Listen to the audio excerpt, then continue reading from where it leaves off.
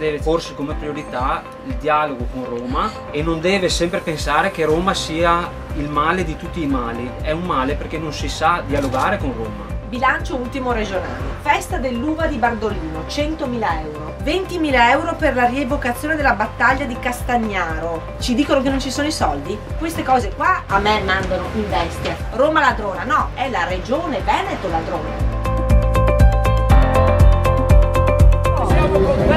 La regione Veneto, la nostra regione, ha destinato 3 milioni di euro ad una cooperativa che doveva far nascere una fattoria sociale per disabili e che, guarda caso, questa fattoria disabili si è trasformata in una birreria. Ecco, noi abbiamo una regione che taglia sul sociale, taglia il diritto allo studio dei giovani, taglia il trasporto pubblico locale, però dà tanti soldi a chi, anziché costruire delle fattorie sociali, fa delle birrerie. Allora io voglio capire come sono stati spesi in questi anni i soldi dei veneti, perché mi sembra che su questo ci siano moltissime ombre. Sono qui perché depositerò alla Procura della Corte dei Conti questo esposto con il quale io denuncio questa vicenda e chiedo che la Corte dei Conti faccia tutte le indagini del caso. Servono all'integrazione, all'inserimento, all'inclusione sociale dei disabili o servono ai corruzioni che stanno attorno su cui ci lucrano?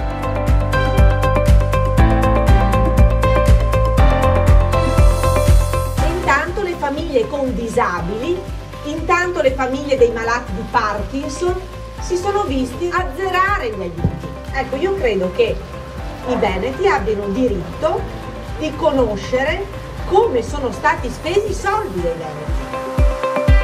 Scopriamo che a Monselice doveva essere realizzato un capannone per disabili e per ex detenuti.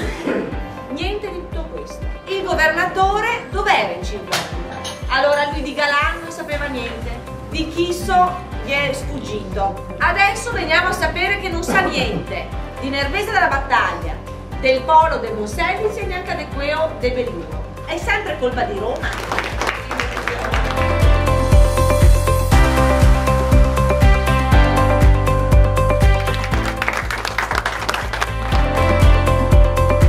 Avrò il coraggio di avviare subito, nei primi 100 giorni, la più grande riforma dei costi della politica che in regione hanno mai visto.